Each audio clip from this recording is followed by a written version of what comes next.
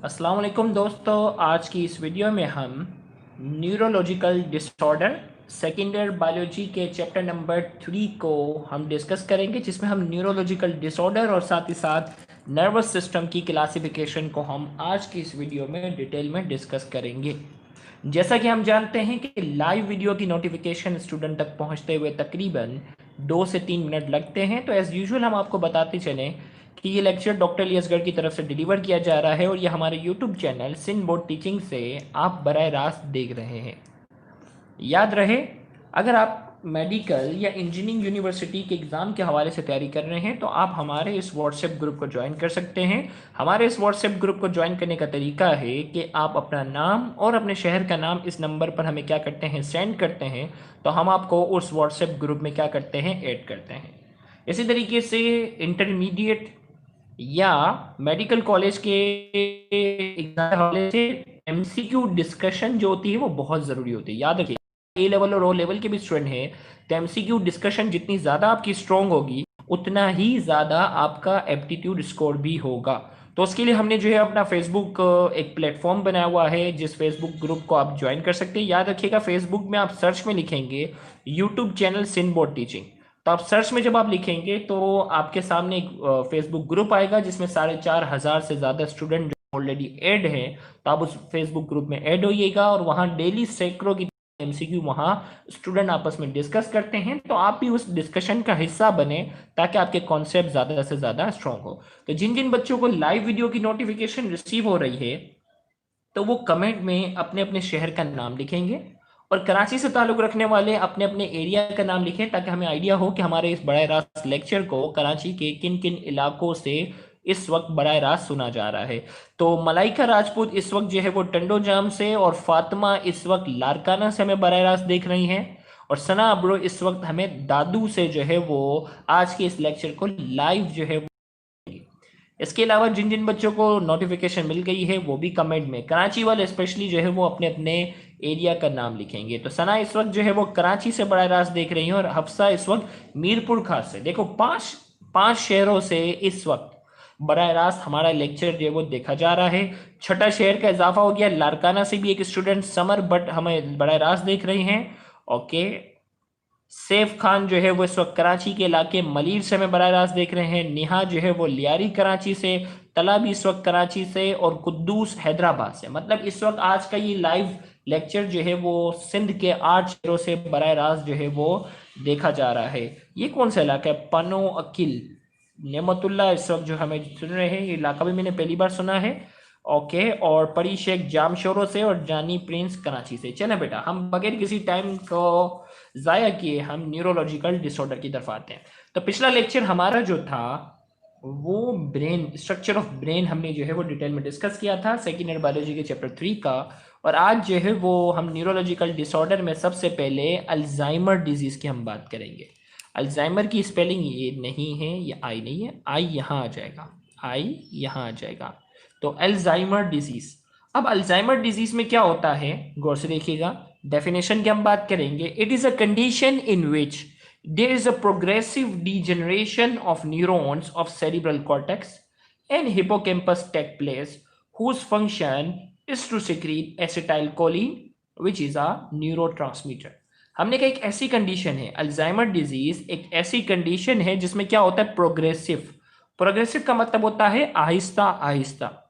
Degeneration of neuron, neurons कहते हैं दिमाग के सेल को, आगे न्यूरॉन को हमें डिटेल में डिस्कस भी करना है। तो आहिस्ता आहिस्ता दिमाग के जो न्यूरॉन्स होते हैं वो डीजनरेट होना शुरू हो जाते हैं, खत्म होना शुरू हो जाते हैं। कहाँ के? दिमाग तो पूरा न्यूरॉन से बना हुआ है, तो स्पेशली दिमाग का कौन सा हिस्सा? Cerebral cortex. लास्ट टाइम हमने ब्रेन के स्ट्रक्चर में पढ़ा था सेरिब्रल कॉर्टेक्स और हिपोकैम्पस, दोनों हमने पढ़ा था। तो सेरिब्रल कॉर्टेक्स का ताल्लुक शॉर्ट टर्म मेमोरी से था, छोटी मोटी चीजें जो हम याद रखते हैं ना वो सेरिब्रल कॉर्टेक्स से ताल्लुक है, और लॉन्ग टर्म मेमोरी का जो ताल्लुक है वो हिपोकैम्पस से।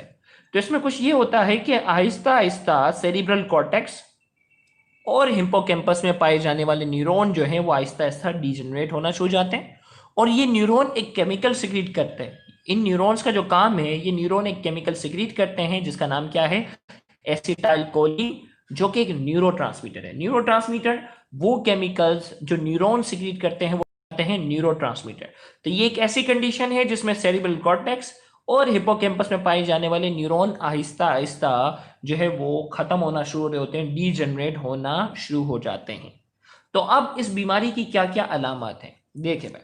Symptoms, its symptoms are divided into 3 stage. 3 हिस्सों में, गौर से सुनिएगा, 3 हिस्सों में इसके सिम्टम्स को क्या करते हैं, डिवाइड करते हैं। जवेरिया फ्रॉम कराची, बेटा आपकी सिस्टर ने कल रिप्लाई नहीं दिया कि वो मुझे कैसे पहचानती है। उन्होंने कहा आई एम योर जूनियर, तो मैंने कहा था कि आप मुझे लाजमी बताइएगा, तो उन्होंने मुझे कल नहीं बताया। Very bad. चलो भाई, तो हमने कहा ये अल्जाइमर की अगर हम बात करेंगे, इसके सिम्टम्स को हम 3 हिस्सों में क्या करते हैं, डिवाइड करते हैं। सबसे पहले स्टेज 1। स्टेज 1 में क्या होगा, the main symptoms of the stage 1 is forgetfulness. आपको मालूम है ना, cerebral cortex short term memory, hippocampus ये भी क्या है, लॉन्ग टर्म मेमोरी, दोनों का ताल्लुक याददाश्त से। तो स्टार्टिंग में क्या होना शुरू जाता है, स्टार्टिंग में स्टेज 1 में क्या होता है, पेशेंट जो होता है वो फॉरगेटफुलनेस, अपनी याददाश्त से रिलेटेड जो है वो काफी परेशान होता है, बहुत सारी चीजें जो है वो भूलता जाता है। आप में से कौन से स्टूडेंट हैं जो जिनको लगता हो कि वो बहुत ज्यादा चीजें भूल जाते हैं? आप में से कोई स्टूडेंट है जो इस वक्त लाइव सुन रहा हो और उसको ये फील होता हो कि यार वो बहुत सारी चीजें जो है वो क्या होता जा रहा है, भूलता जा रहा है?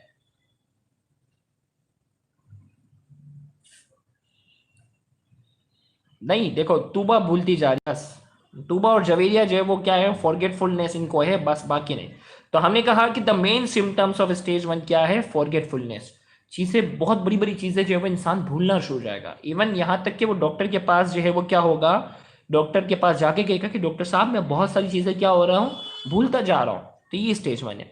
स्टेज 2 में क्या होगा, the main symptoms of stage 2 is severe loss of memory and disorientation to time and place.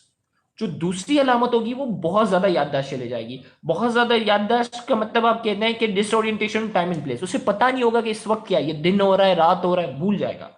Confuse होगा कि इस वक्त रात का टाइम है या इस वक्त दिन का टाइम है, कंफ्यूज, परेशान। या प्लेस, जगह भूल जाएगा कि यार मैं इस वक्त कहाँ हूँ, घर पे हूँ, कोचिंग पे हूँ, कॉलेज पे हूँ। अचानक से वो कंफ्यूज होगा और पूछेगा भाईजान मैं इस वक्त कहाँ पे हूँ। लोग कहेंगे भाईजान आप अभी इस वक्त कॉलेज में हैं। यार आप तो इस वक्त मस्जिद में हैं। अलग अलग जगह ना, जगहें भूलता जाएगा। तो ये स्टेज 2 में मरीज आगे कहेगा। जबकि स्टेज 3 में जाकर पेशेंट हो जाएगा साइकोटिक। स्टेज 3 के अंदर पेशेंट जो होगा वो साइकोसिस में चले जाएगा। अब साइकोसिस की 2 अलामत है, एक क्या है, हेलुसिनेशन, सीइंग और hearing a things which is actually not present. उसे अजीबो गरीब चीजें सुनाई देंगी, अजीबो गरीब चीजें सुनाई देंगी और अजीबो गरीब चीजें दिखाई देंगी जो हकीकत में होंगी नहीं। बोलेंगे यार ये फलां शख्स जो आ रहा है, हकीकत में वो शख्स होगा ही नहीं। तो उसे अजीबो गरीब चीजें जो हकीकत में नहीं है वो दिखाई देंगी, वो नजर आना शुरू हो जाएंगी, उसे कहते हैं हेलुसिनेशन। तो हेलुसिनेशन, सीइंग और hearing a things which is actually not present, जो हकीकत में मौजूद नहीं है वो सुनाई देंगी, वो एक्चुअली क्या होती जाएंगी, दिखाई देंगी। तो हेलुसिनेशन की वैसे बहुत डिटेल है, कोचिंग में जब मैं पढ़ाया करता था तो हेलुसिनेशन पे पूरा मैं 1 घंटा डिस्कशन कर लिया करता था। लेकिन अब हमारी ये कोर्स की रिक्वायरमेंट नहीं है, तो हम मेनली अपने कोर्स पे फोकस करेंगे और इतनी बातें डिस्कस करेंगे जितनी रिक्वायर्ड है। वरना कोचिंग लेवल पर तो हेलुसिनेशन पे तो हम पूरा पूरा 1-1 घंटा डिस्कशन कर लेते थे कि क्या क्या चीज़ें पॉसिबिलिटी है। डिल्यूजन, डिल्यूजन क्या है, a fix idea in the mind which is not changed by any argument। दूसरी, या तो इसे अजीबोगरीब चीजें दिखाई देंगी या क्या होंगे, इसके दिमाग में एक फिक्स आइडिया बैठ जाएगा जो कि किसी भी आर्ग्यूमेंट से जो है वो चेंज नहीं होगा। जैसे मिसाल के तौर पर जो है वो पेशेंट कहेगा मेरे पास दुनिया भर की ताकतें मौजूद हैं। क्या कहेगा, डिल्यूजन वाला पेशेंट कहेगा मेरे पास दुनिया भर की ताकतें मौजूद है, मैं चाहूं तो चांद को हिला दूं, मैं चाहूं तो सितारे तोड़ दूं, मैं चाहूं तो दिन दुनिया को रोक दूं, मैं चाहूं तो पहाड़ को हिला दूं। अजीब वो गरीब बातें करेगा, एक फिक्स्ड आइडिया होगा। हम कहेंगे भाईजान पागल हो गया क्या, तू पहाड़ को कहां से हिलाएगा, दुनिया चांद को हिलाने की तुम्हें कहां से लाए थे। लेकिन वो अजीब वो गरीब जो है वो बातें करता जाएगा और उसके दिमाग में फिक्स आइडिया होगा। या वो कहेगा मैं मर चुका हूं, या वो कहेगा कि मैं मर चुका हूं, मैं जिंदा ही नहीं हूं। आप बोलेंगे भाई तुम जिंदा हो, खाना नहीं, मैं मर चुका हूं। अजीब वो गरीब बातें उसके दिमाग में बैठना शुरू हो जाएंगी, यानी पेशेंट जो होगा वो साइकोटिक हो जाएगा।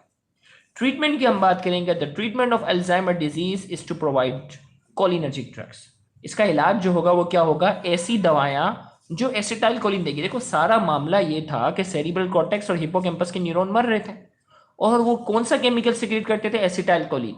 तो दिमाग में एसिटाइल कोलिन नाम का केमिकल कम हो जाने की वजह से ये सारी अलामतें आना शुरू हो गई थी। तो इसका इलाज ये है कि भाई ऐसी दवाई प्रोवाइड करो जो एसिटाइल कोलिन प्रोड्यूस कर सके। ऐसी दवाई प्रोवाइड करो जो क्या प्रोड्यूस कर सके, एसिटाइल कोलिन जो है वो दिमाग में प्रोड्यूस कर सकती है। तो वो सारी दवाइयां जो एसिटाइल कोलिन प्रोड्यूस कर सकती हैं उन दवाइयों को हम कहते हैं कोलिनर्जिक ड्रग्स। तो ये पहली डिजीज हमारी जो है वो क्या हुई, अल्जाइमर डिजीज। पार्किंसन डिजीज दूसरे, it is a condition in which there is a degeneration of neurons of basal ganglia take place whose function is to secrete dopamine which is a neurotransmitter। तो यहां हम ये बात करने जा रहे हैं भाई, यहां क्या मसला था, सेरिब्रल कॉर्टेक्स और हिपोकैम्पस के न्यूरॉन मरना शुरू हो गए थे, जो केमिकल सिक्रीट हो रहा था वो एसिटाइल कोलिन है। याद रखिएगा एप्टीट्यूड में सवाल है ये कि अल्जाइमर में कौन सा हिस्सा होगा, सेरिब्रल कॉर्टेक्स और हिपोकैम्पस के न्यूरॉन मरना शुरू हो जाते हैं, केमिकल कौन सा होता है, एसिटाइल कोलिन। जबकि पार्किंसन में एक ऐसी कंडीशन है जिसमें कहां के न्यूरॉन डीजनरेट होना शुरू हो जाते हैं, बेसल गैंग्लिया। दिमाग की जो बेस का एक स्ट्रक्चर है, वैसे तो इसकी एक डिटेल एनाटमी है, वहां के न्यूरॉन मरना शुरू हो जाते हैं, डीजनरेट होना शुरू हो जाते हैं, और उनका काम जो होता है वो डोपामिन नाम के केमिकल को सिक्रीट करना है। और वो क्या है, न्यूरोट्रांसमीटर। न्यूरोट्रांसमीटर क्या है, नर्वस सिस्टम न्यूरॉन्स के दरमियान सिक्रीट होने वाले केमिकल का नाम है। तो डोपामिन नाम, तो बेसल गैंग्लिया के न्यूरॉन आहिस्ता से मरना शुरू जाते हैं और इनका काम है डोपामिन नाम का केमिकल प्रोड्यूस करना। अब इस बीमारी की अलामत क्या है, स्टैटिक ट्रेमर। स्टैटिक ट्रेमर का मतलब ट्रेमर एट रेस्ट, मरीज के जो हाथ होंगे ना वैसे कांपेंगे। देखो नॉर्मली कांपने नहीं चाहिए, उस क्या होगा, रेस्ट की हालत में ट्रेमर एट रेस्ट। ट्रेमर का मतलब होगा हाथ में जो है ना कपकपी आना शुरू हो जाएगी उसके, सही है। तो रेस्ट में बिल्कुल सुकून में है और उसके हाथ जो होंगे वो क्या होंगे, कांपना शुरू करेंगे। तो इसे कहते हैं स्टैटिक ट्रेमर, मतलब रेस्ट की हालत में उसके हाथ में कपकपी आना शुरू हो जाएगी। ओल्ड एज में तो कपकपी आ जाती है, लेकिन यंग एज में भी क्या आना शुरू हो जाएगी, कपकपी आना शुरू हो जाएगी। दूसरा, वीकनेस ऑफ मसल, मसल्स क्या आहिस्ता से कमजोर होना शुरू हो जाएंगे। Trembling of muscle, trembling of muscle का मतलब भी सिमिलर, आप कहते हैं कि मसल कांपेंगे। रिजिडिटी ऑफ ज्वाइंट, ज्वाइंट इसके ना अकड़ना शुरू हो जाएंगे। उसको लगेगा, रिजिडिटी का मतलब सख्त होना। आपको ज्वाइंट्स तो पढ़े हैं ना चैप्टर 2 में, freely movable joint, partially movable joint, immovable joint. तो उसके जो फ्रीली मूवेबल भी होंगे ना, उसको ऐसा फील होगा, फ्रीली मूवेबल ज्वाइंट भी होंगे, उसको ऐसा फील होगा कि वो अकड़ रहे हैं। इसी तरीके से हेजिटेंट स्पीच, बंदा जो हेजिटेंट होता है ना, घबराहट का शिकार होता है, वो कैसे बात करता इस वक्त बोलेंगे जैसे टीचर जो है वो डंडा लेकर आपके सामने खड़ा हुआ हो, बोले कल क्यों नहीं सर, वो मेरी तबीयत खराब थी, ऐसे बंदा घबरा जाता है। बहुत ही डरावना सा आपका जो टीचर हो और आपने कोचिंग की या कॉलेज की छुट्टी की हो, कोचिंग में तो वैसे नहीं होता, कॉलेज की छुट्टी की हो, आपको पता अभी मुझे डंडा पड़ने वाला है।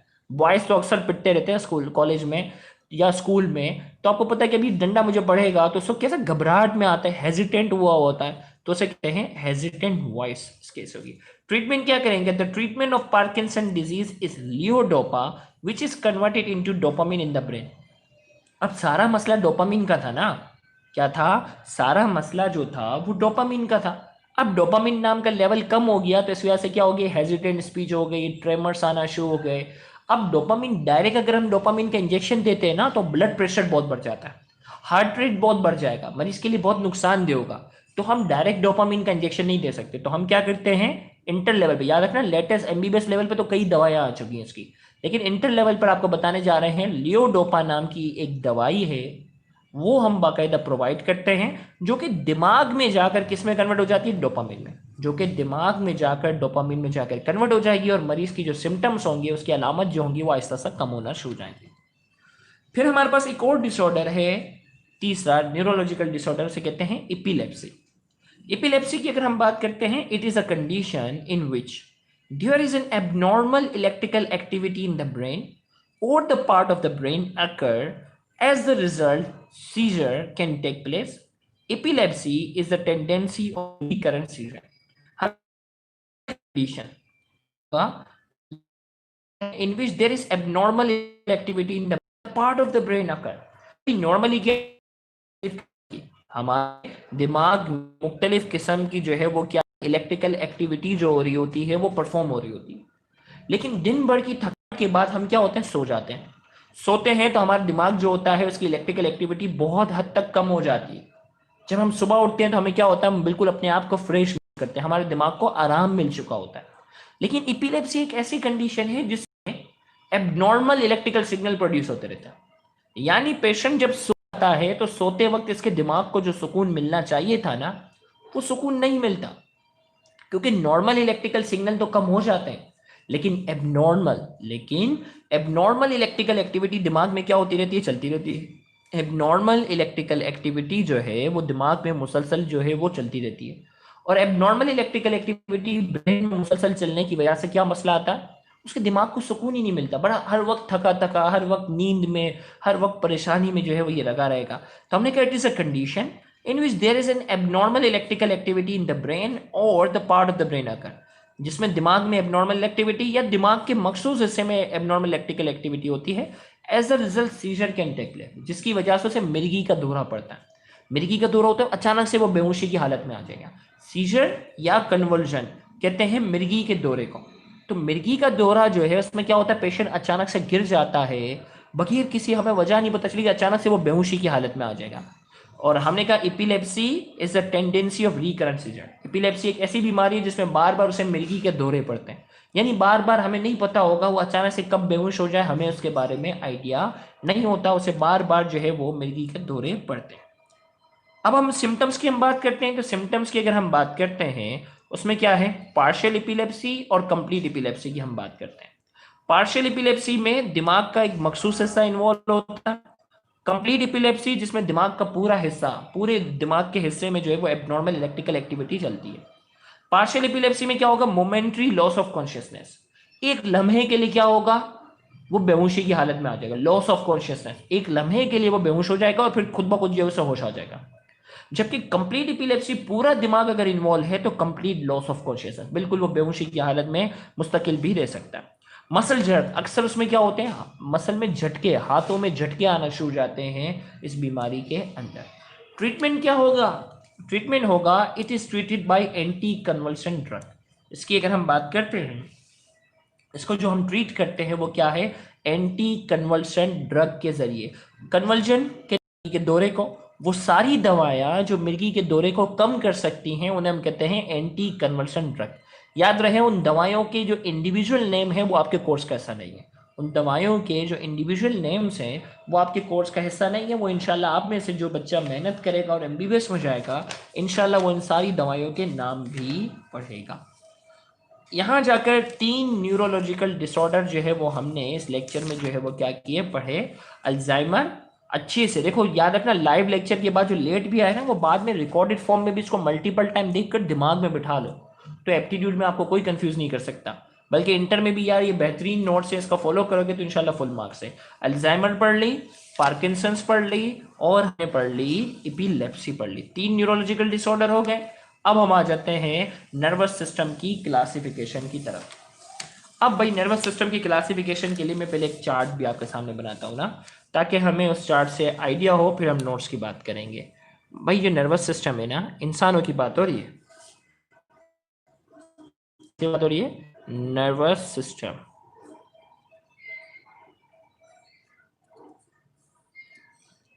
ये नर्वस सिस्टम है। अब जो इंसानों का जो नर्वस सिस्टम है उसे हमने क्या किया है, 2 हिस्सों में डिवाइड किया। इंसानों का जो नर्वस सिस्टम है उसे हमने क्या किया है, 2 हिस्सों में डिवाइड किया। एक कहलाता है central nervous system, central nervous system, और इस सेंट्रल नर्वस सिस्टम को हम शॉर्ट में कहते हैं CNS। इस सेंट्रल नर्वस सिस्टम को हम शॉर्ट में क्या कहते हैं, CNS। इसी तरीके से एक मिनट में थोड़ा सा कैमरे को फोकस कर लूं ताकि कोई प्रॉब्लम ना आए ना। चलो अब देखते हैं, एक मिनट, अब तो पहले से भी डिस्टर्बेंस आ गई। हाँ अब हो गया ना। चले, एक CNS कहलाता है और दूसरा कहलाता है, एक मिनट देखो, फिर कैमरे का कोई मसला आ गया। लाइव में यही मसला होता है ना कि कैमरा जो है ना हमें बड़ा तंग करता है।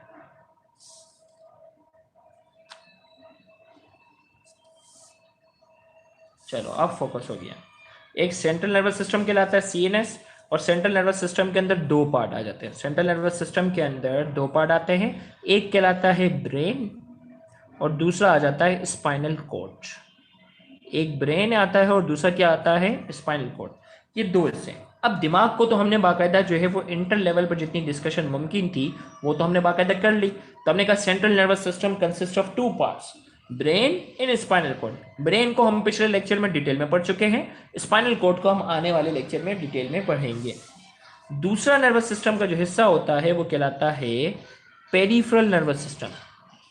एक सेंट्रल नर्वस सिस्टम है और दूसरा कहलाता है peripheral nervous system. Peripheral nervous system को हम शॉर्ट में कहते हैं पीएनएस। पेरिफेरल नर्वस सिस्टम को हम शॉर्ट में क्या कहते हैं, पीएनएस जो है ये पेरिफेरल नर्वस सिस्टम कहलाता है, तो इसे हम शॉर्ट में कहते हैं पीएनएस। अब इस पेरिफेरल नर्वस सिस्टम की अगर मैं बात करता हूँ, इसको हमने क्या किया हुआ है, दो हिस्सों में जाकर क्या कर दिया। पेरिफेरल नर्वस सिस्टम की अगर मैं बात करता हूँ, अब इस पेरिफेरल नर्वस सिस्टम के अंदर क्या थी, देखो भाई 12 pair of cranial nerves, 12 pair of cranial nerves. हमारे दिमाग से निकलने वाली जो नसें होती है ना वो कहलाती क्रेनियल नर्व्स, और ये क्रेनियल नर्व्स की तादाद कितनी है, 12 पेयर, मतलब 12 राइट साइड पे और 12 लेफ्ट साइड पे। अगर मैं कहता हूँ ना ये दिमाग है हमारा और ये हराम मगज है स्पाइनल कॉर्ड, तो दिमाग से अल्लाह ताला ने, भाई ब्रेन और स्पाइनल कॉर्ड तो सेंट्रल नर्वस सिस्टम में आ गए, लेकिन इस ब्रेन से निकलने वाली कितनी है, 12 पेयर है, 12 राइट साइड पर, 12 राइट साइड पर और 12 जो है वो क्या है, लेफ्ट साइड पे होती हैं, वो कहलाती हैं क्रेनियल नर्व्स। तो 12 पेयर ऑफ क्रेनियल नर्व्स, और स्पाइनल कॉर्ड से निकलने वाली 31 पेयर्स होती हैं। ब्रेन निकलती है ना राइट साइड पे 12, लेफ्ट साइड पे 12, और स्पाइनल कॉर्ड से निकलने वाली जो क्रेनियल स्पाइनल नर्व्स कहलाती हैं, और इनकी तादाद है 31 पेयर, यानी राइट साइड पे 31 है और लेफ्ट साइड पे 31 है। तो हमने कहा 12 pair of cranial nerves and 31 pairs of spinal nerves, 12 pair of cranial nerves and 31 pairs of spinal nerves are combined to form peripheral nervous system। तो 12 पेयर जो है वो क्रेनियल नर्व्स के हैं और 31 पेयर जो है वो स्पाइनल नर्व्स के हैं, ये सब मिलकर बनाते हैं peripheral nervous system. Central nervous system वो चीज जो जिस्म के बिल्कुल सेंटर में हो, पेरिफेरल का मतलब जो चीज जिस्म साइड पर, पेरिफेरल का मतलब भी क्या होता है, जिस्म के साइड पर। तो ये नसें जो होती है वो कहाँ जाती हैं, साइड पर जाती है ना। तो दिमाग से निकलने वाली 12 पेयर है नर्व्स जो क्रेनियल नर्व्स कहलाती हैं, और स्पाइनल जो है स्पाइनल कॉर्ड से निकलने वाली 31 राइट साइड पे और 31 क्या है, लेफ्ट साइड पे। तो हमने कहा ये हो गया 31 पेयर्स ऑफ स्पाइनल नर्व्स, ये आपस में क्या हो जाती हैं, कंबाइन होती हैं और ये मिलकर बनाती हैं पेरिफेरल नर्वस सिस्टम। अब इस पेरिफेरल नर्वस सिस्टम को हम क्या करते हैं, 2 हिस्सों में डिवाइड करते हैं। इस पेरिफेरल नर्वस सिस्टम को हम जो है वो क्या करते हैं, 2 हिस्सों में डिवाइड कर देते हैं। एक कहलाता है सोमैटिक नर्वस सिस्टम, एक कहलाता है सोमैटिक नर्वस सिस्टम, ये सोमैटिक नर्वस सिस्टम कहलाता है, और दूसरा कहलाता है autonomic nervous system, autonomic nervous system. एक सोमैटिक नर्वस सिस्टम कहलाता है और दूसरा कहलाता है autonomic nervous system. Somatic nervous system क्या होता है, जो वॉलेंट्री इन फंक्शन है। वॉलेंट्री इन फंक्शन का मतलब जो हमारे इख्तियार में हो। अभी मैं कोई चीज लिखना चाहता हूं तो लिख सकता हूं, मैं जो चीज बोलना चाहता हूं बोल सकता हूं अपनी मर्जी से ना। तो हमने कहा ये जो सोमैटिक नर्वस सिस्टम है ये वॉलेंट्री इन फंक्शन है। वॉलेंट्री इन फंक्शन का मतलब ये हमारे इख्तियार में जो हम काम करना चाहें, मैं पेन से लिखना चाहूँ, हाथ उठाना चाहूँ, चलना चाहूँ, भागना चाहूँ, दौड़ना चाहूँ, जो बोलना चाहूँ, ये सारा का सारा सोमैटिक नर्वस सिस्टम है। जबकि ऑटोनोमिक नर्वस सिस्टम जो है ये इनवॉलेंट्री इन फंक्शन है, हमारे इख्तियार में नहीं है, हमारे कंट्रोल में। ऑटोनोमिक नर्वस सिस्टम जो है ये हमारे कंट्रोल में नहीं है। जैसे डाइजेस्टिव सिस्टम, हम अगर खाना बहुत ज़्यादा खा लें और हम कहें कि यार डाइजेशन हमारी जो है वो तेज़ हो जाए, नहीं, ऐसा तो नहीं होगा भाई। एक बार खाना हमने निगल लिया ना, अब स्टमक अपनी मर्जी से डाइजेशन करेगा। अब स्टमक जो होगा वो अपनी मर्जी से क्या करेगा, डाइजेशन करेगा। ये हमारे इख्तियार में तो नहीं है। तो हमने कहा कि ऑटोनोमिक नर्वस सिस्टम जो है, ऑटोनोमिक नर्वस सिस्टम जो है वो हमारे इख्तियार में नहीं है। सोमैटिक नर्वस सिस्टम जो है वो क्या है, हमारे इख्तियार में है। अब इस ऑटोनोमिक नर्वस सिस्टम को गौर से सुनिएगा, ऑटोनोमिक नर्वस सिस्टम की अगर हम बात करते हैं, इसे हम क्या करते हैं, 2 हिस्सों में क्या कर देते हैं, डिवाइड कर देते हैं। ऑटोनोमिक नर्वस सिस्टम को हम क्या करते हैं, 2 हिस्सों में डिवाइड कर देते हैं। एक कहलाता है sympathetic nervous system, sympathetic nervous system कहलाता है, और दूसरा कहलाता है parasympathetic nervous system. Parasympathetic nervous system, sympathetic nervous system, और दूसरा कहलाता है पैरासिम्पैथिक। ऑटोनोमिक नर्वस सिस्टम है ना, जो हमारे इख्तियार में नहीं है, उसे हमने 200 में डिवाइड किया, सिंपैथेटिक नर्वस सिस्टम, और दूसरा कहलाता है पैरासिम्पैथेटिक नर्वस सिस्टम। अब सिंपैथेटिक और पैरासिम्पैथेटिक नर्वस सिस्टम के बाकायदा डिफरेंसेस भी आना क्या है, पॉसिबल है, तो इसको हम डिस्कस करते हैं। लेकिन यहां से लेकर यहां तक नोट्स में, पेपर में कैसे लिखेंगे वो मैं सारी चीजें बताता हूं। सही है, पेपर में अगर आ जाए क्लासिफिकेशन ऑफ नर्वस सिस्टम तो हम क्या करेंगे, तो हम आ जाते हैं नर्वस सिस्टम की क्लासिफिकेशन पर। तो nervous system is basically divided into two parts, two types कहते हैं। दो टाइप में जाकर हम डिवाइड करते हैं। एक कहलाता है सेंट्रलाइज, नहीं, सेंट्रल नर्वस सिस्टम कहलाता है। सेंट्रलाइज एक अलग कैटेगरी में हम इसको आ जाएगा। तो हमने कहा एक कहलाता है सेंट्रल नर्वस सिस्टम और दूसरा, दिस इज नॉट सेंट्रलाइज, एक अलग होगा। हम सेंट्रलाइज और डिफ्यूज नर्वस सिस्टम की एक अलग क्लासिफिकेशन है, this is central nervous system. तो यहां हमने इसमें कहा कि नर्वस सिस्टम है ना, nervous system is basically divided into two types. एक कहलाता है सेंट्रल नर्वस सिस्टम, दूसरा कहलाता है peripheral nervous system. Central nervous system की हम बात करते हैं। Central nervous system consist of brain and spinal cord. अभी मैंने आपको बाकायदा चार्ट में बताया था कि सेंट्रल नर्वस सिस्टम ब्रेन और स्पाइनल कॉर्ड पर मुश्तमिल है। जबकि पेरिफेरल नर्वस सिस्टम में मैंने कहा था कि 12 क्रेनियल पेयर के नर्व है और 31 पेयर स्पाइनल के। तो हमने कहा the nervous system which consist of 12 pair of cranial nerves, cranial nerves जो डायरेक्ट दिमाग से निकलती हैं, and 31 pairs of spinal nerve, spinal nerve जो होती हैं जो स्पाइनल कॉर्ड से निकलती हैं, is called peripheral nervous system. तो वो नर्वस सिस्टम जो 12 क्रेनियल नर्व के पेयर पर और 31 पेयर स्पाइनल नर्व पर मुश्तमिल हो, वो आपस में मिलकर क्या बनाती हैं, पेरिफेरल नर्वस सिस्टम। फिर इसमें हमने कहा types of peripheral nervous system. फिर हम बात करते हैं types of peripheral nervous system. तो पेरिफेरल नर्वस सिस्टम को मैंने कहा कि 200 में हमने डिवाइड किया था ना, पेरिफेरल नर्वस सिस्टम को हमने 200 में डिवाइड किया था, सोमैटिक और ऑटोनॉमिक। जिसमें हमने कहा there are two types of peripheral nervous system. Peripheral nervous system की दो टाइप्स हैं, एक कहलाता है सोमैटिक नर्वस सिस्टम और दूसरा कहलाता है ऑटोनॉमिक नर्वस सिस्टम। तो हमने कहा the nervous system which is related with skeletal muscle and voluntary in function is called somatic nervous system. वो नर्वस सिस्टम जिसका ताल्लुक स्केलेटल मसल से हो, चैप्टर 2 में हमने पढ़ा था, वो नर्वस सिस्टम जिसका ताल्लुक किससे हो, स्केलेटल मसल से हो, और वो क्या हो, वॉलंटरी इन फंक्शन हो, हमारे इख्तियार में हो। स्केलेटल मसल वही होते हैं ना जो हमारे स्केलेटन को मूव करवाते हैं, हड्डियों को मूव करवाते हैं। तो चलना फिरना, दौड़ना, भागना, बोलना, ये सारी चीजें जो हैं हमारे इख्तियार में, और ये सारा, तो हमने कहा वो नर्वस सिस्टम जो स्केलेटल मसल से रिलेटेड हो और हमारे इख्तियार में हो, वो सोमैटिक नर्वस सिस्टम कहलाता है।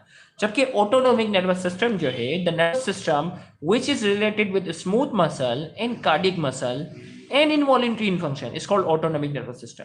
तो हमने कहा नर्वस सिस्टम जो स्मूथ मसल से रिलेटेड हो, कार्डियक मसल से रिलेटेड हो और हमारे इख्तियार में ना हो, उसे हम कहते हैं ऑटोनोमिक नर्वस सिस्टम। याद रहे, कार्डियक मसल यानी दिल के जो मसल है ना, उनकी बेसिक कॉन्ट्रैक्शन नर्वस सिस्टम के इख्तियार में नहीं होती। अलबत्ता ऑटोनोमिक नर्वस सिस्टम हमारी दिल की धड़कन को तेज कर सकता है, अलबत्ता हमारा जो है ऑटोनोमिक नर्वस सिस्टम हमारी दिल की धड़कन को स्लो कर सकता है। जैसे मिसाल के तौर पे कहूं कि बेटा आप लोगों ने इस वक्त, अगर मैं कहूं कि बेटा आप लोगों ने अपना फर्स्ट ईयर का रिजल्ट चेक कर लिया, आज दोपहर में 3 बजे आ गया था, हाउ विल यू फील? अगर मैं कहूं, जिस वक्त जितने भी सेकेंड ईयर के बच्चे हमें देखने वाले हैं, अगर मैं उन सबसे मुखातिब हूं कि बेटा आप लोगों का फर्स्ट ईयर का रिजल्ट 3 बजे आ गया है मिसाल के तौर पर, और मैं कहूं कि बेटा आप लोगों ने अपनी अपनी परसेंटेज दोपहर 3 बजे चेक कर ली है, तो मुझे बताओ इस वक्त क्या फील करोगे? आपकी दिल की धड़कन तेज हो जाएगी या नहीं तेज होगी? जवाब दो कमेंट में। इस वक्त जो लाइव सुनने वाले बच्चे हैं, अगर उनको ये बात बिल्कुल सच करके बता दी जाए कि बेटा आपका दोपहर 3 बजे फर्स्ट ईयर का रिजल्ट अनाउंस हो चुका है पूरे सिंध भर का, और आप में से जितने बच्चों ने अपने अपने रिजल्ट चेक नहीं किया, काइंडली अभी आप चेक कर लो, तो आप कैसा फील करोगे? अभी आपकी अचानक से दिल की धड़कन जो होगी वो क्या होगी? आपकी दिल की धड़कन जो होगी वो तेज होना शुरू जाएगी।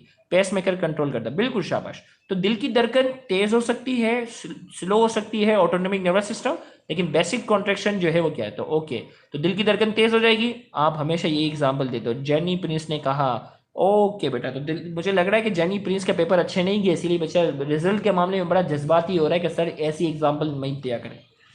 चलो बेटा, रिजल्ट आ जाएगा तो नामा अमाल खुद ही पता चल जाएंगे, टेंशन वाली बात नहीं है। तो यहाँ हम ये बात, और हाँ एक और बात, जब तक फर्स्ट ईयर का रिजल्ट ना आए तब तक एप्टीट्यूड की किसी भी कोचिंग सेंटर में एडमिशन मत लेना। मैं आपको एक भाई बंदी में सजेशन देता हूँ।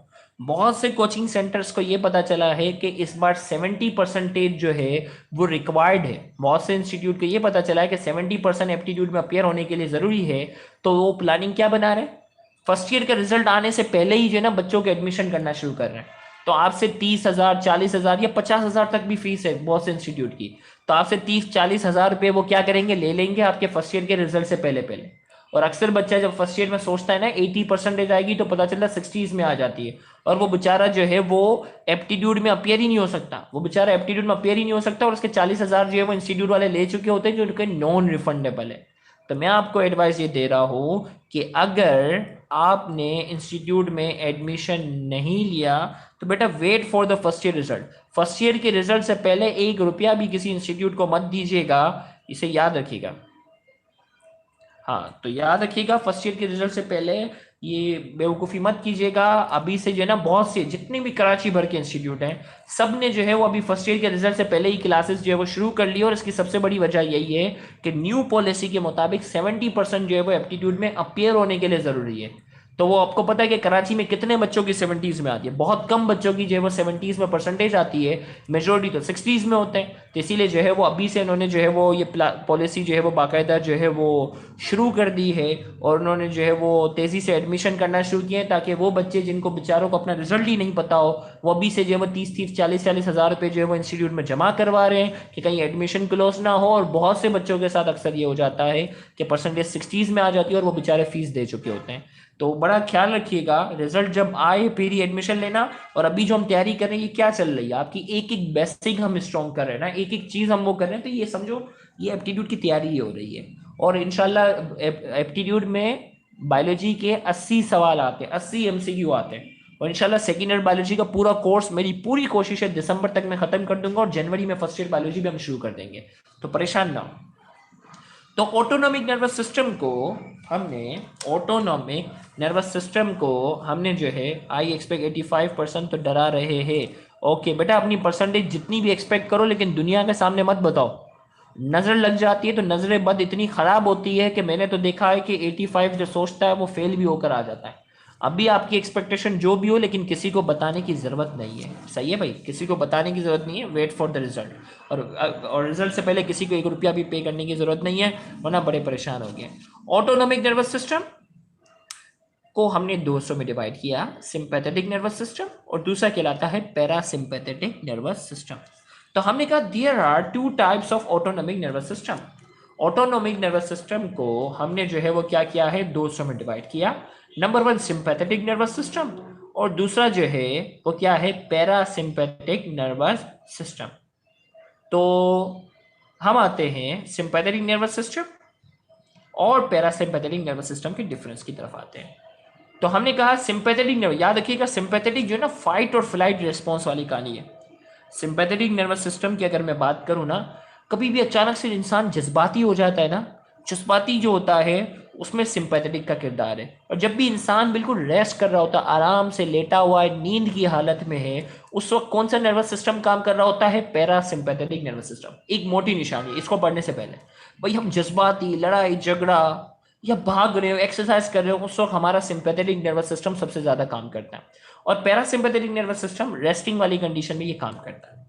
तो हमने कहा it also affect the visceral organ, but its nerve arise from thoracic and lumbar region of spinal cord.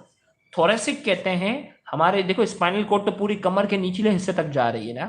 तो हमने कहा कि जो हराम मगज है ना, ये हमारे वर्टिबल कॉलम में मौजूद है। स्पाइनल कॉर्ड जो है ये हमारी रीढ़ की हड्डी में मौजूद है। तो हमारा जो थोरेक्स सीने का हिस्सा है ना, सीने के जो हिस्से के जो पीछे वाले जो स्पाइनल कॉर्ड का हिस्सा है, स्पाइनल कॉर्ड जो है पूरा कमर के निचले हिस्से तक जा रहा है। तो हमारा जो चेस्ट है ना, हमारा जो सीने वाला जो हिस्सा है ये थोरेक्स कहलाता है। थोरेक्स के पीछे से जो नस निकलती है वो, और लंबर कमर के ऊपरी हिस्से से जो स्पाइनल कॉर्ड से जो नसें निकलती हैं, ये मिलकर क्या बनाती हैं, सिंपैथेटिक नर्वस सिस्टम। तो हमने कहा also affect the visceral organ. Visceral organ कहते हैं हमारे डाइजेस्टिव सिस्टम वगैरह है। विसरल ऑर्गन क्या कहलाते हैं, डाइजेस्टिव सिस्टम में oesophagus, stomach, small intestine, large intestine, ये सारी विसरल ऑर्गन कहलाते हैं। और इसकी नसें कहां से निकलती है, थोरेसिक और लंबर रीजन से। जबकि ये कैसे बनता है? It is form by some cranial nerves, vagus nerve and spinal nerve arises from sacral region. और ये जो पैरासिम्पैथेटिक है ना, गौर से सुनिएगा, पैरासिम्पैथेटिक नर्वस सिस्टम है, ये क्या है? इसमें कुछ क्रेनियल नर्व्स का किरदार है। क्रेनियल नर्व कौन सी? Vagus nerve. 10वीं क्रेनियल नर्व जो है ना, हमारी जो 10th क्रेनियल नर्व है, 12 निकल रही थी ना, 12 पेयर थे, उसमें जो 10वां पेयर जो है वो कहलाता है वेगस नर्व। तो 10वीं क्रेनियल नर्व, और नर्व कौन से? कमर का निचला हिस्सा होता है वो सैक्रल कहलाता है, और कमर का ऊपर वाला हिस्सा क्या है? लंबर। तो कमर का निचला वाला हिस्से के जो स्पाइनल कोड है उससे निकलने वाली नस है, और क्रेनियल नर्व, 10वीं क्रेनियल नर्व मिलकर क्या बनाती है? Parasympathetic nervous system. अब इसकी क्या करती है? It prepares the body for highly energetic activity such as fight और फ्लाइट रिस्पॉन्स। तो ये क्या करता है? सिंपैथेटिक नर्वस सिस्टम हमारे जिस्म को प्रिपेयर करता है बहुत ज्यादा एनर्जी वाली एक्टिविटी के लिए, जैसे फाइट और फ्लाइट। अचानक से आप बैठे हो और एक बड़ा सा सांप आपके सामने आ जाए, स्नेक आपके सामने आ जाए, तो दो पॉसिबिलिटी, या तो आप तेजी से भागना शुरू करोगे, या आप क्या करोगे? फाइट करोगे, कोई चीज उठाकर उस सांप के ऊपर फेंक दोगे, कोई पत्थर उठाकर उस सांप के सर पे मार दोगे। यही पॉसिबिलिटी, या तो आप फाइट करोगे या क्या करोगे? फ्लाइट करोगे। और इन दोनों कंडीशन में क्या होगा? It increase the heart beat, आपकी दिल की धड़कन तेज हो जाएगी। इंक्रीजेस द ब्रीथिंग रेट, आप सांस तेजी से लेना शुरू जाओगे। स्लो द डाइजेशन, आपको भूख नहीं लगेगी, लड़ाई हो रही होगी ना, आप कहेंगे छोड़ मुझे खाना नहीं खाना, रख अपने पास खाना, खाने की तलब नहीं होगी आपको। डायलेट्स द प्यूपिल, प्यूपिल हमारी आंखों का पार्ट है, या आप फिजिक्स के ज्योमेट्रिकल ऑप्टिक्स वाले पार्ट में चले जाना, वहां मैंने आंखों की पूरे स्ट्रक्चर को समझाया हुआ है। फिजिक्स का first year physics geometrical optics वाले पार्ट में जाना, वहां मैंने प्यूपिल पूरा बताया हुआ है कि प्यूपिल का किरदार क्या है। तो प्यूपिल फैल जाता है by directing the release of epinephrine. और यहाँ जो एक न्यूरोट्रांसमीटर जो केमिकल रिलीज होता है वो कौन सा होता है? इपिनेफ्रिन। अच्छे से याद रखना। अब इसका सारा उलट कर दो तो parasympathetic. It promotes all the internal response associated with relax state. जब हम आराम करते हैं ये सारी चीजों को क्या करता है? सपोर्ट करना है। जिसमें क्या है? कॉन्ट्रेक्शन ऑफ पीपल ऑफ आई, हमारी आंखों के पीपल को छोटा करता है, जबकि ये डायलेट फैला देता है। डाइजेशन ऑफ फूड, हम जब सोए हुए होते हैं, लेटे हुए होते हैं, तो हमें भूख भी लगती है, अरे यार बेड पे लाओ खाना लाओ, हमें क्या होता है? भूख भी लगती है। Slow heart rate, heart beat, हमारे दिल की धड़कन स्लो हो जाती है by directing the release of acetylcholine. और यहाँ जो एक न्यूरोट्रांसमीटर जो रिलीज होता है वो क्या है? एसिटाइल कोलिन नाम का न्यूरोट्रांसमीटर जो होता है वो क्या होता है? रिलीज होता है। तो अब देखो भाई, ये तो पहला पॉइंट सही था, ये दूसरा पॉइंट बहुत बड़ा है। इस दूसरे पॉइंट को आप क्या कीजिएगा? बहुत से छोटे छोटे पॉइंट्स में तोड़ देना। क्या कर देना? बिल्कुल मसल वाला ही, बिल्कुल। तो बहुत से छोटे छोटे पॉइंट्स में तोड़ देना। क्या लिखोगे? It prepares the body in highly energetic activity. यहाँ लिखोगे it promotes all internal response associated with relax state. फिर आगे लिखोगे it increases the heart beat, it decreases the heart beat, it increases breathing rate, it decreases the breathing rate, it slow the digestion, it increase the digestion of food, it dilates the pupil, it contracts the pupil, in which acetylcholine is in which the neurotransmitter epinephrine is secreted। और इसमें लिखोगे in which the neurotransmitter acetylcholine is secreted. तो इसको 4-5 छोटे छोटे point में तोड़ देना, और यहाँ पे भी तो 5-6 डिफरेंस क्या हो जाएंगे? आराम से बन जाएंगे। तो यहाँ जाकर हमारा आज के लाइव सेशन का ये लेक्चर जो है वो मुकम्मल हुआ। कल इंशाल्लाह दोपहर में हम संडे कोशिश, बल्कि नेक्स्ट वीक से मैं कोशिश करूंगा कि सैटरडे संडे हम एप्टीट्यूड के पास पेपर के एमसीक्यू हम डिस्कस किया करेंगे, ताकि आपके एप्टीट्यूड के या आपके फर्स्ट ईयर के रिजल्ट से पहले पहले हम बहुत सारे एप्टीट्यूड के एमसीक्यू डिस्कस कर चुके हों। याद रहे पिछले संडे हमने जो है वो हमने स्केलर वेक्टर के सारे पास पेपर के एमसीक्यू जो है वो डिस्कस कर लिए थे। बहुत जल्द जो है वो हम कोशिश करेंगे होम्योस्टेसिस है ना, होम्योस्टेसिस चैप्टर 1 बायोलॉजी के जितने भी एनटीएस में पास पेपर के एमसीक्यू है वो सारे डिस्कस करेंगे। फिर एक और सेशन रखेंगे जिसमें चैप्टर 2 के हम जो है वो सपोर्ट वाले जो चैप्टर है उसके हम एमसीक्यू सारे डिस्कस कर लेंगे। और सेम इसी तरीके से जब चैप्टर 3 हमारा इंशाल्लाह इसको 7-8 लेक्चर में हम इसको भी मुकम्मल कर लेंगे, तो उसके भी हम सारे एमसीक्यू क्या करेंगे? डिस्कस करेंगे। तो आज का ये लाइव सेशन कैसा रहा? अगर आप कोई फीडबैक देना चाहते हैं तो ज़रूर आप फीडबैक दे दें, ताकि हम इस लाइव सेशन को क्या करें। चले भाई, तो इंशाल्लाह जो अगला हमारा जो लेक्चर होगा वो न्यूरॉन के स्ट्रक्चर को हम बाकायदा डिस्कस करेंगे, न्यूरॉन्स की हम डिटेल टाइप्स को डिस्कस करेंगे, एवोल्यूशन ऑफ नर्वस सिस्टम को भी डिस्कस कर लेंगे, और रिसेप्टर की हम टाइप्स को भी बाकायदा क्या करेंगे, अगला जो हमारा लेक्चर होगा उसमें हम डिटेल में हम कवर कर चुके होंगे। तो ओके, तुबा जावेद ने लिखा आउटस्टैंडिंग एज यूजुअल। तो तुबा जावेद ने आज जो है वो बताना है कि आप कौन हैं, तो मुझे थोड़ा सा आइडिया हो। चलो भाई, सना ने जजाक अल्लाह का बेटा थैंक यू, जुलेखा ने कहा थैंक यू सो मच। बेटा देखो याद रखना, ये आपने लिख लिख कर याद करना है। तो इससे दो फायदे, लिखने से चीज़ें आपके दिमाग में ना बैठ जाएंगी, पक्की पक्की हो जाएंगी। क्या होंगे? आपके दिमाग में, ये नोट्स भी बेहतरीन है, आप एक टॉपिक को समझते हो, लिखते जा रहे हो, दिमाग में आपकी जो है वो क्या हो जाएंगी, बैठ जाएंगी, आपको कोई ये पॉइंट मिस नहीं करवाएगा। तो ये बेहतरीन लेक्चर आपकी कॉपी में आ भी जाएंगे। इसीलिए जो है वो रोज़ का काम जो है वो रोज़ लिख लिख कर क्या करोगे, याद करोगे, नोट्स भी प्रिपेयर हो जाएंगे और एप्टीट्यूड तक आपकी तैयारी भी बहुत ज़्यादा पक्की होगी। ओके, तुबा ने थैंक यू कहा है। ओके ओके, सुमन ने थैंक्स कहा है। ओके, अल्लाह हाफिज़ कहा है समद ने। ओके भाई, अल्लाह हाफिज़। चलो बेटा, चलो भाई अब मैं वो करता हूँ, कट किया मैंने और